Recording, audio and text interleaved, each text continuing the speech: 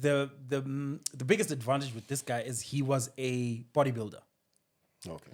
And he won the Mr. UK championship, whatever, bodybuilding thing a couple of years ago.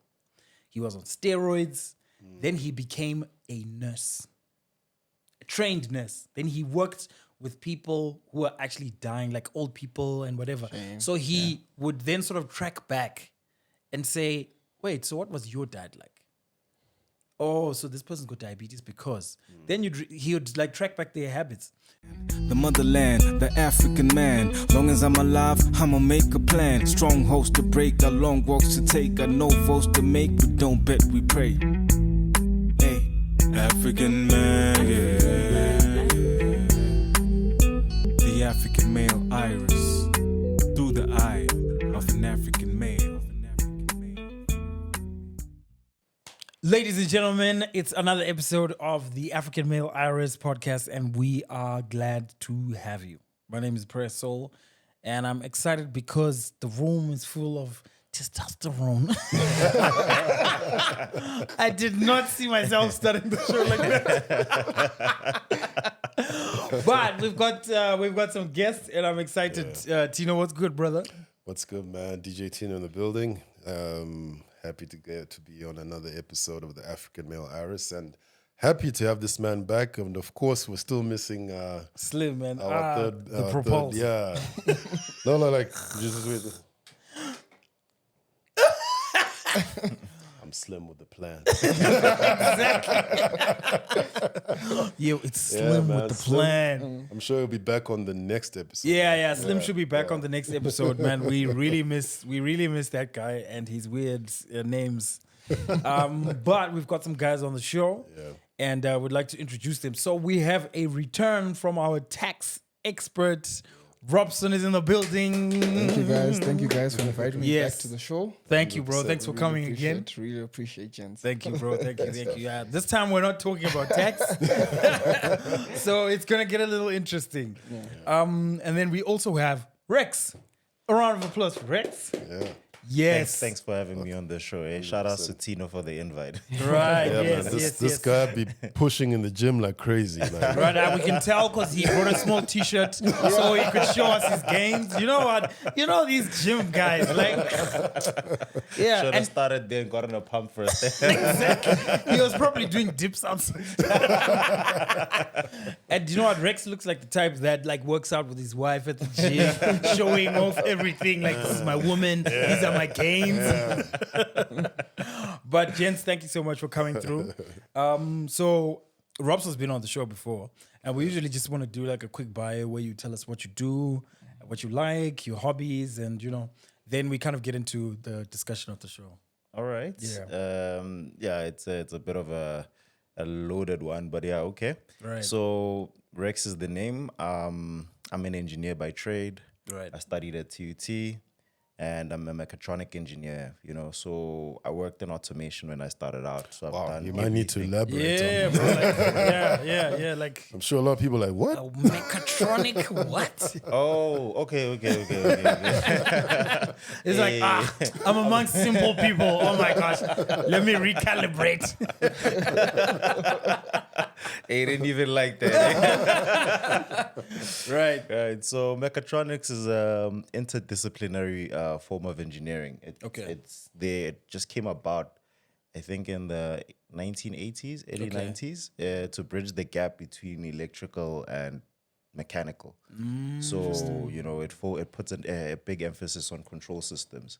So, whenever you design a mechanical system, there's certain mechanical principles that it will follow. And then you can energize it using electrical principles, right? And then, but now the control of those two needs an understanding of both those aspects. So this is where mechatronics That's where mechatronics comes in. Okay, cool. Yeah. Not So to you need be- a deep understanding of both. Yeah, of both mechanical and electrical. Yeah. Not to be confused with electromechanical, which is something else. Wow. Yeah. Okay. What? That's crazy. Okay. Nice. That just went over my head, bro. I know, bro. It's just like, wow. Okay, this thing is deep. Yeah. Okay, cool, Yeah, man. so I started out in automation. Like I worked in a lot of factories. So I've worked in tile making factories, fast moving consumer goods, animal processing, abattoirs, freezers, Yo. automotive. I mean, you name it. If they make something in mass through automation, like I've probably done it. So, Right. It's awesome. yeah. So I started off there, like my career, and then I kind of got burnt out, and then I left. I did something else, and then I went into orbital welding. So they do maintenance at power stations, right? So usually the breakdowns that go off that cause load shedding and all these things. You know what I'm saying? Right. I think this is getting way deeper than I thought. He's the one. He is the one. He knows where the switch is. Hey man, I haven't been there in a long time. I don't know. Yeah, so we pioneered this project to automatically weld these pipes. So a boiler is just a network of pipes and tubes, right? Right. I mean, excuse me, just pipes, not tubes, right? So what happens is that like the steam that's running through the boiler, it erodes the surface of the pipes on the insides, right? So eventually you need to maintain it. So you'll cut out a section of the pipe and then replace it with a new one, right? Because there's more wear and tear in certain areas of the boiler. So that's what we wanted to do. So South Africa is currently importing a lot of labor, Pakistan, Thailand, South Pacific Asia mostly, where they get like the welding skill. Like South Africa has welders, but like, there's complaints about the welding standard and various other things. I don't want to get too much Into that. but anyway, so we tried. So there's a company in the Netherlands that makes this orbital welding body, right? So we wanted to pioneer that and start using this automatic welding technology in there. But because, of sabotage and people wanting to protect their jobs against automation and various factors like that, it didn't work out. So, I was then thoroughly retrenched from that job. Thoroughly. Yeah. And then, I tried my hand at farming, did a little bit of chicken farming, egg, some egg, what's this? Getting layers and trying to hatch some eggs. I've done that before. Yeah. Very difficult. Wasn't my space. Yeah. So and then I moved on to HVAC. Strangely enough, so HVAC is heating, ventilation, air conditioning, and cooling. Right. So that's HVAC. So in most of these big industrial buildings, you'll find that they have this thing of centralized air. So you want to keep the temperature of the entire structure, like, you want to control it. Or even if you want to have control over different rooms or, areas, in these buildings, that's what you would do. So, we would then, design these systems, get the ducting in, the coolers, everything. So I did that for a while. Then we worked for Eskom again. Couldn't stay away. Yeah, so we did that for the new power stations, Medupi and Kusile. Okay. Cooling or maintaining the temperature in their control rooms for the switch gear and all that kind of stuff. And then I got picked up, by a space mining company called Offworld. So these guys are pioneering and developing robots to mine on the moon, on asteroids, space in general, with the booming space economy, right. Origin, Virgin Galactic, SpaceX. I mean, something's going to happen, right? So it's estimated or it's projected that the first trillion is going to be the person who figures out how to mine in space. So, that's how I got introduced into mining. So, with this company, I've worked, underground and surface mines. I think that was a very long intro. That was a very long intro. The question is, what haven't you done? No, bro. Like, that sounds like a lot. Sounds like a lot. Nice, man. Nice. Cool, man. Interesting. Yeah. Very interesting.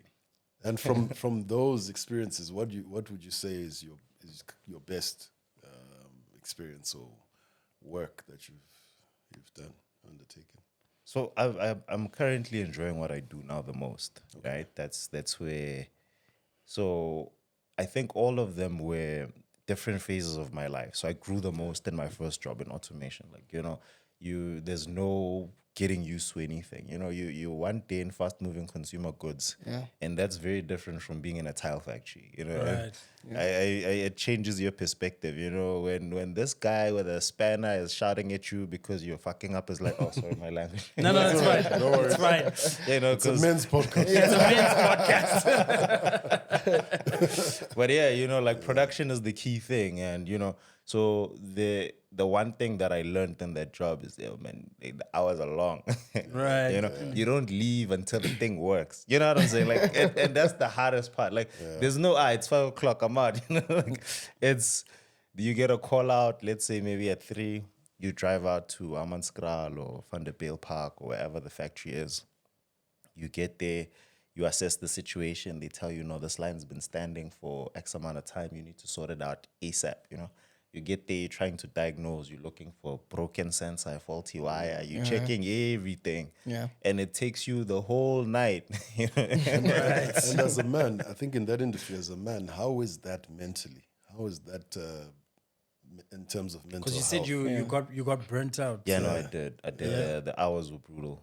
Yeah. I wasn't coping. But I guess I was also young and hungry, you know. Yeah. So for me to push to that level was something I could do at that age. It's not something I see myself doing now. You know, my priorities have kind of shifted a bit. But I mean, the technical challenge was what drew me to it. You know, like it's fun. You know, like figuring out why something is working, why something doesn't work. You know, it gives you a sense of accomplishment that like not a lot of things can give you, you know. So that's what would happen when I was working in that industry. Like it was always the technical, you know, challenge of doing this.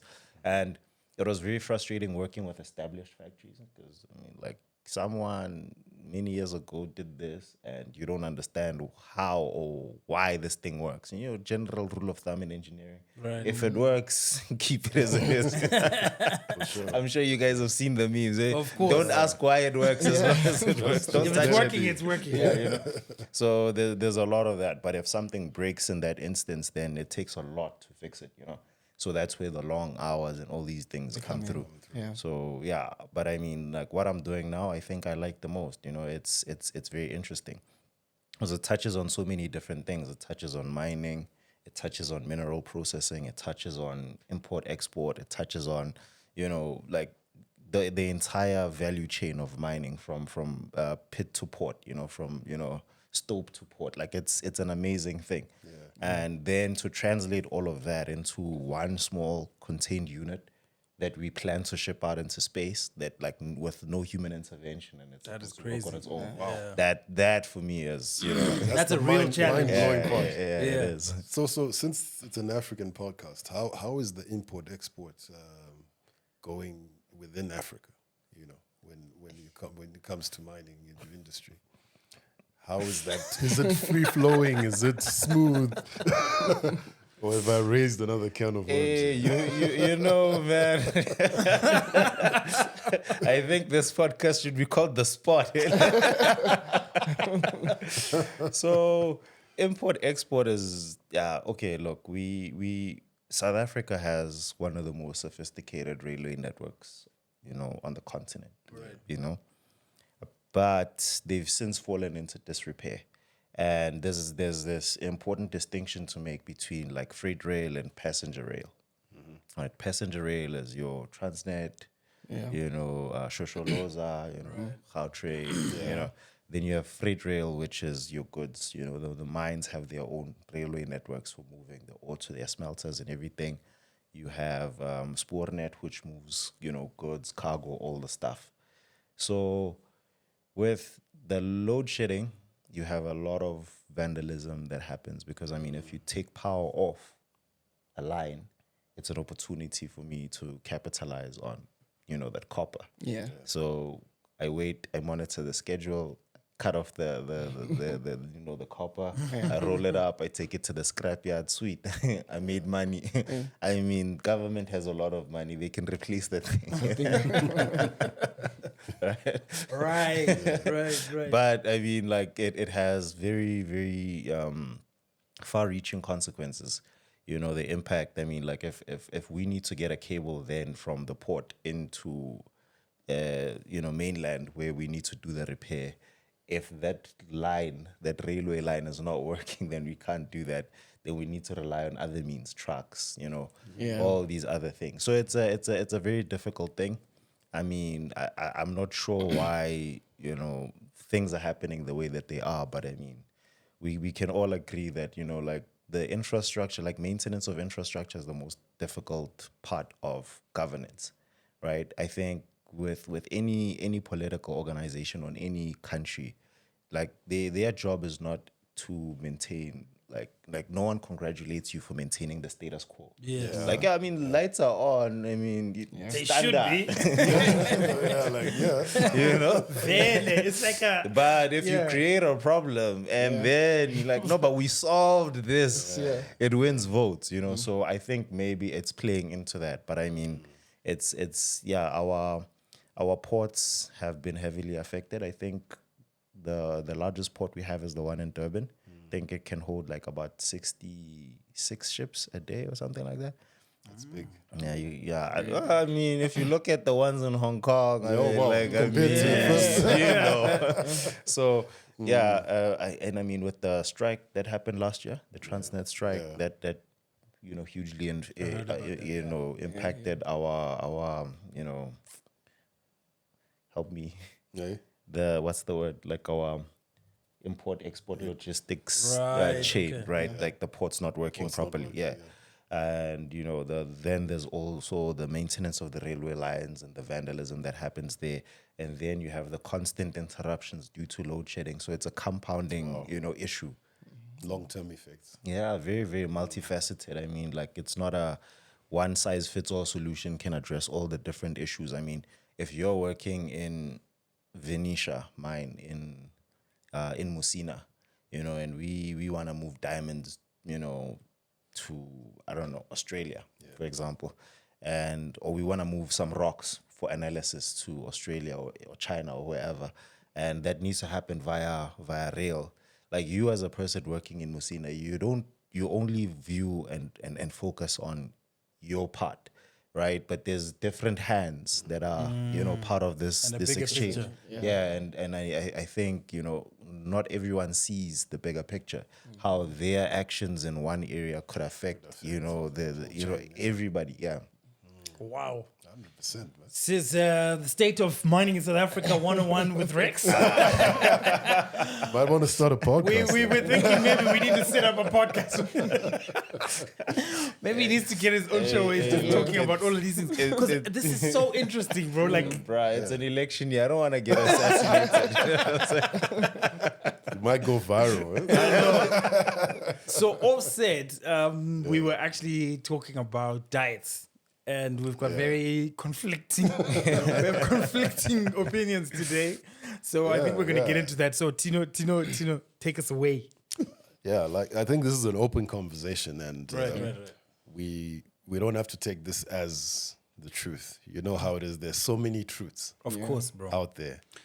Like if you Google whether eating eggs is a good thing, like you're gonna get. Oh my gosh. Yes, it's a good thing, and you'll get 10 reasons. Then you'll get someone saying it's a bad thing, and they'll give you 10 reasons. Like, as well. yeah, it's crazy. But I just found it interesting. Like a podcast I came across, and there was a doctor there named Dr. Bobby Price, and he was talking in general just about how people used to live.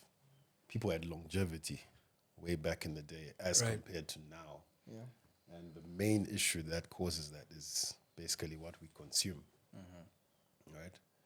And he stated a very interesting fact that refrigerators only came in the 1950s. Really? Yeah. So refrigerators only came in the 1950s. And it was mainly because of the wars. Now they had to find a way to preserve food for the soldiers. Okay. Right? Otherwise, everyone would go and find fresh food to eat. Hence, being healthier, hence living longer. Okay. But wait, hold on. Here we go. I think the human mind is a brilliant thing, and I think people like throughout history have been finding ways to preserve food. Yeah. You look at something like biltong. You know, it's a way to preserve the food. We would harvest like spinach, you know, and dry it for use later on, you know, grain and all these things. So I think like we have been like the concept of everything fresh is not a realistic one, right? So you need to look at the agricultural processes that are available in a specific area to see what the diet that the people of native to that place would be eating, right? And that's I think a big part of it. You look at people like the Eskimos and the Inuits who had a 90% meat diet, right? Because they live in the snow. There's nothing that grows there. So they would eat like whales, you know, seals, sea lions and the like, fish and everything. And occasionally they would run into some berries and have those, you know. But most of their diet was strictly that. And they had to find ways to preserve this food, drying it, freezing it, whatever. Like they needed to, you know, to survive in that specific climate. There was no way that they're going to go fishing every single day.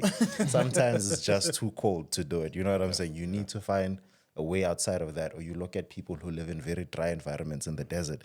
There's no way that they can find fresh food on a daily, you know? So they need to figure out how to keep moisture in food and how to prevent it from completely drying out, from going bad with the moisture that's there. So there's a lot of things I think to, you know, we need to take it with a grain of salt and think about it a bit, you know? Yeah. So I think in him saying that was now, most of the foods now that are present now are being injected with a lot of modified, even the food, or even the animals that are being grown, right? Your chickens, Especially the chickens. even the cattle, even the like for me, I mean, generally when it comes to food, there's also just some food that does not taste like food to me anymore. 100%. Like McDonald's and Burger King. I'm sorry, I just can't. I can't eat. That's genetic. I'm just like this. I'm just It doesn't have taste. This steak rubber. What is this, guys? Like Even the chips, they don't look like potato. It's like they make it from some sort. I don't know, but it doesn't look. It's made like from potatoes. It's too long if you check. It's like this. And to think of a potato that size, I don't think there's that's any. actually interesting. Yeah. So Bobby Price thing is mainly saying that we should go back to plant-based food. Yeah, go back to organic food. You know. So what would a plant-based diet like a full day of eating of that? What kind of food would you be eating with that diet? Well, I guess plant-based means you know you're more relying on your vegetables and the grown Like plants, starches as like well. even like potatoes and stuff. But it even comes to the point of those that are growing the plant-based. What are they using to grow it? Well, I mean, you know, Yeah. genetically modifying food is something that, you know, has been happening for centuries, you know.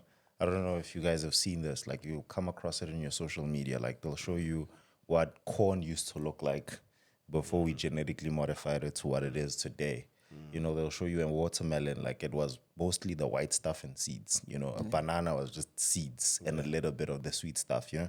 Then you genetically modify this plant up until it suits whatever you want, tomatoes, whatever, you know. Right. And I think that the challenge is understanding what organic is, right? And understanding what processed food is and the availability of that. You know, like options, it's very easy to be like, we need to go organic, plant-based. You know?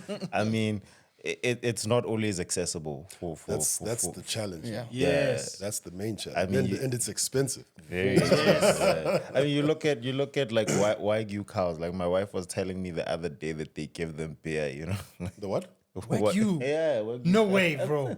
The what? They give them beer. Give them beer to fatten them up. You know. Oh my god. It's a type of cow. It's a type of cow. Oh, Yeah. That's crazy. And it's high end. It's like high end, very high end, meat.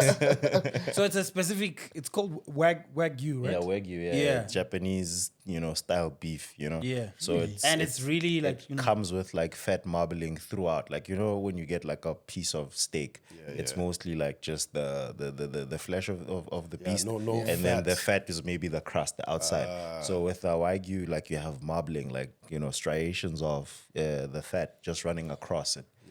So you crazy. you have to like this cow is on an extreme diet its entire life, so that you can maximize the amount of fat that goes into that. And I mean, like the meat is incredibly soft and it's amazing. And that's one of the most inorganically raised cows. But from our perspective, though, guys, what would you say as someone who wants that longevity, who just wants to be healthy in general? What kind of regimen are you following? I mean, being practical, of course.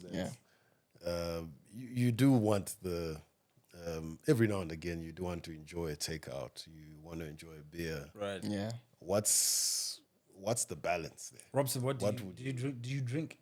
Yes. What do you drink? Like Beer, wines, everything. Oh, okay. That just makes me drunk. Anything just makes me That is Anything that can take me right. out. Besides drugs, I don't do that. So what about when it comes to like diet and stuff? Like what Tina's saying? What's your kind of? I will eat this and I don't eat that and I prefer this. I prefer, let's say, if I have a lot of meat, there's times where I can say, let me have vegetables like salads, that I can prepare myself, just to detox, Let's say it's weekend, you braai a lot, you drink a lot, Right. The week after, the few coming days, I'll probably say, let me have vegetables just to detox and to keep my body, in condition. But if I continue with the meat, I think vegetables is the most important thing someone should eat. Because meat, as you were saying, it can be, cows can be given beers or whatever, You're not getting healthy by that. But vegetables, I don't know if they can tamper with the seed or it's processed seeds or they whatever. can. They can. I'm sure they can tamper with anything. If they've got AI now, they're tampering with everything.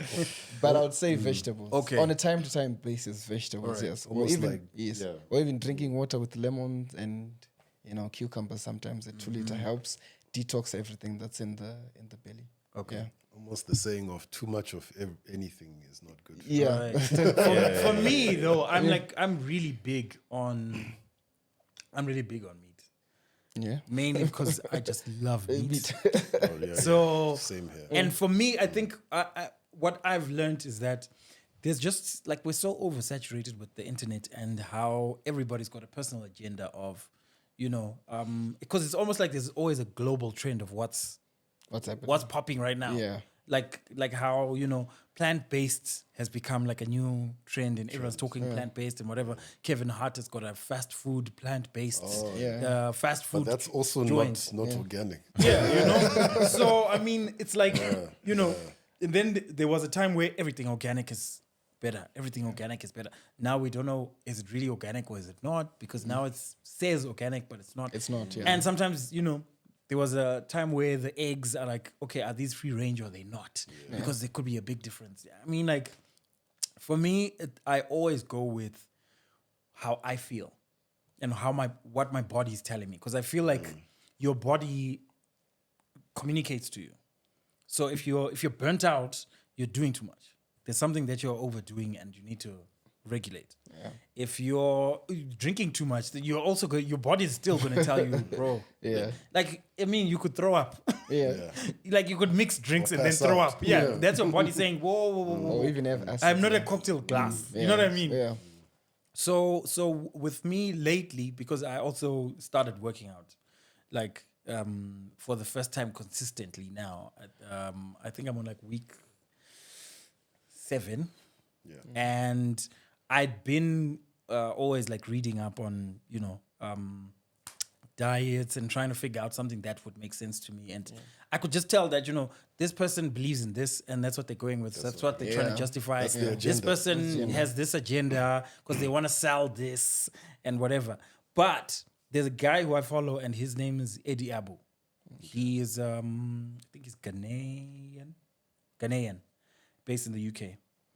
He is trending, gents, because this guy speaks against the big corporations and says, guys, there's a lot, and he swears a lot and he doesn't give a fuck. It's just like, wake the fuck up, wake the fuck up.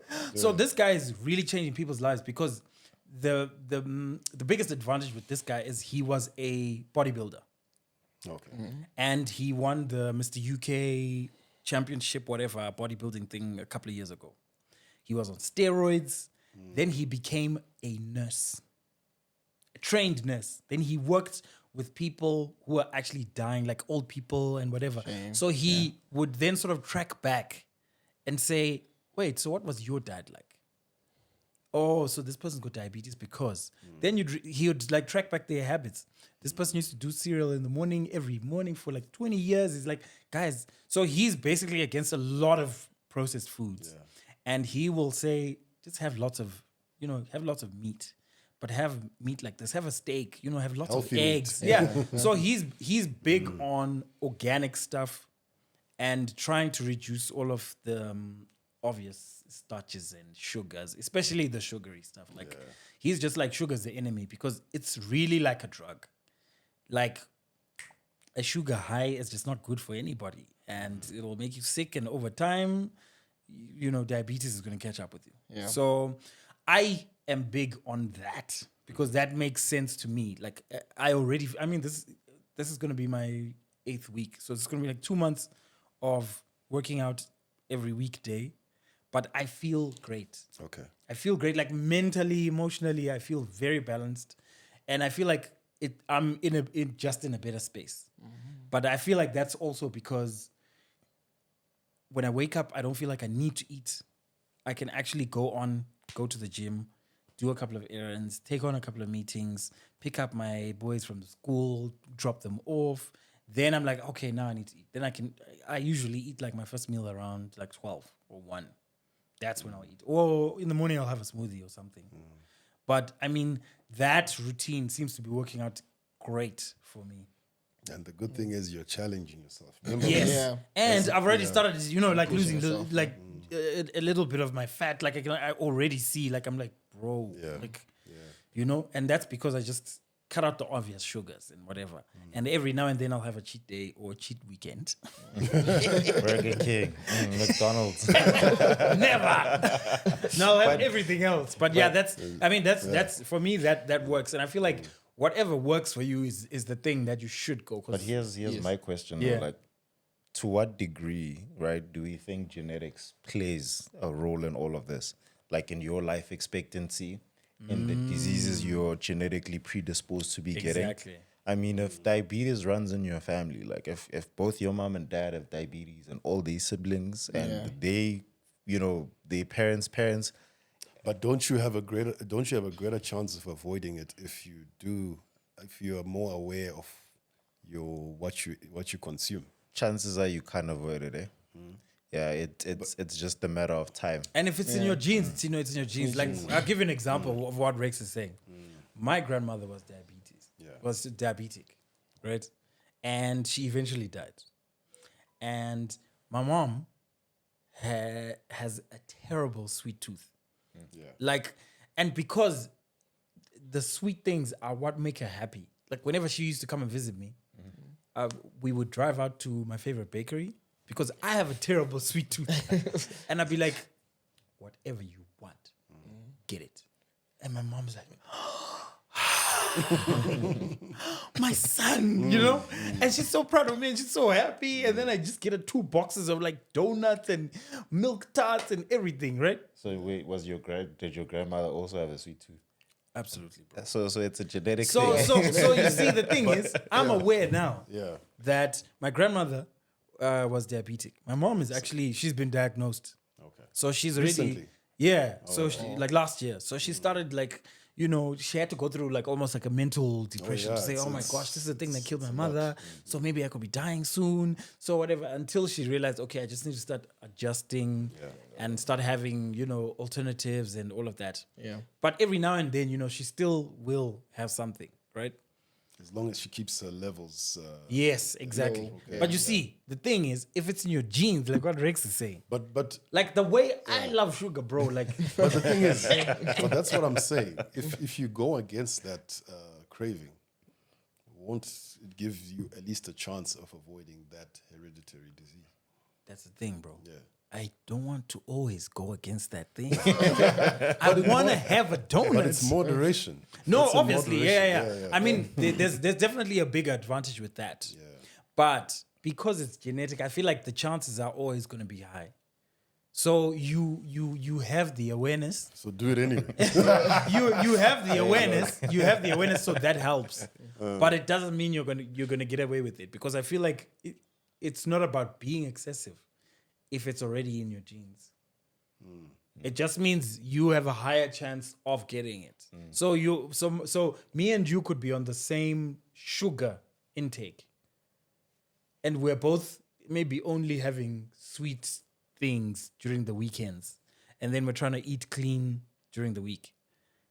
But I could still be diabetic in my late 60s. I could be fine all these years, but I could in my late 60s it'll just catch me. Yeah. I still I still feel if you maintain a habit that that opposes or that feeds into that disease. Yeah. No, but I mean, so the diabetes is like an easy one for us to pick on. But I mean, you look at something like cholesterol, right? So cholesterol is the silent killer, right?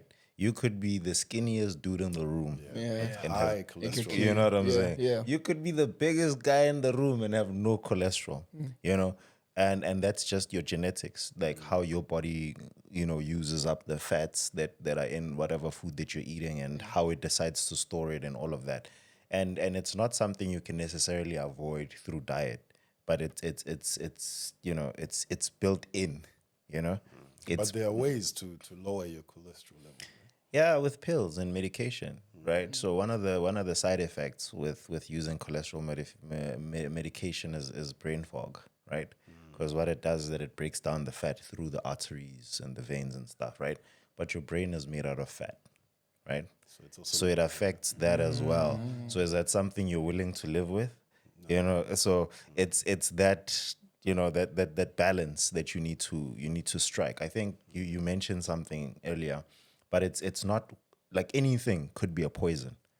What makes it a poison is the dose, right? Exactly. And not everything natural is good for you, right? Like arsenic is a naturally occurring, element in the earth, and it will kill you,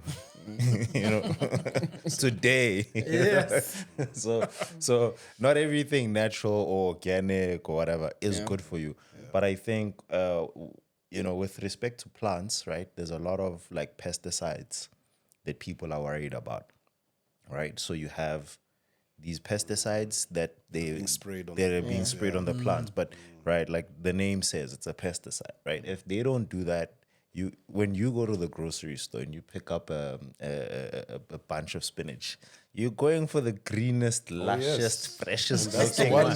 You know, most pesticides. You don't go for the one with the bite marks and all those things. So there's that balance that we need to look. So it's a fine line there, right? So farmers who use inorganic pesticides, right, or are being vilified, right? And then they're like, no, there's a more organic pesticide that can be used. We can, spray this instead. It won't have as harmful effects. But then you probably find that it's not as effective as the non-organic one. So they need to use much more of that. Yeah. And going back to what I said about dosing, right? So you might find that there's an even higher dose of the organic pesticide that everybody is parading, that could possibly lead to ailing health issues in the future. Yeah. And it could have been avoided only had you opted to buy the food with the inorganic pesticide that was used. So that's the other thing we need to look at, right? You look at how they make seeds, right? Like you have these seedless grapes today. seedless grapes are amazing, you know. And But I mean, watermelon. these are genetically modified grapes. not to do that, you know. So one might think this could have a consequence downstream. You know, maybe it can be linked to low test production or low sperm count or whatever, you know. I'm not saying that's what it is. What I hear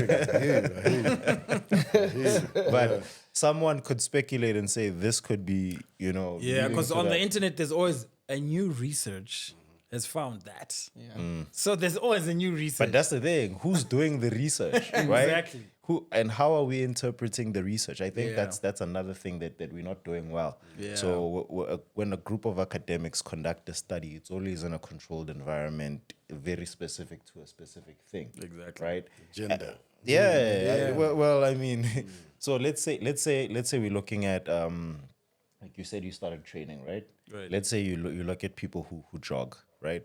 What is the impact of heel striking when you jog, right? And you know, the study is purely done on people who run barefoot, right? So you putting on a pair of Nikes and running, like the study doesn't directly apply to you. Exactly. But we can infer that maybe, but we're not sure until a study is done. On guys who are running with Nikes on. And remember, online they always tell you there's a study. There's one, and you need a body of proof. You know, for something to become a scientifically accepted fact, you need a body of proof. Like a lot of studies, like 5 studies is nothing. You know, like there's a supplement that I take, creatine. Creatine is one of the most heavily studied supplements on the planet. You know what I'm saying? And people have been saying, you know, it's linked to kidney disease or whatever. But there's no the study that said that has been debunked so many times, and there's only one, right? But the impact that it had on society and how the supplement is viewed, you know, it stays there, it lingers forever. And that's the thing about the internet. There's so much misinformation. You know, you find a guy with no credentials giving scientific advice or medical advice. And that, like, we need to be so careful with the things that we share. Like, I'm not a doctor. I can't prescribe anyone medical advice or even, you know, gym advice, because I work out. Like, What works for you may not work. Might not work for him, you know. That's why I went back to the genetics thing. Like, you know, the biggest thing is your genetics. Your genetics, you know, it affirms so much of who you are and what's gonna happen in your life.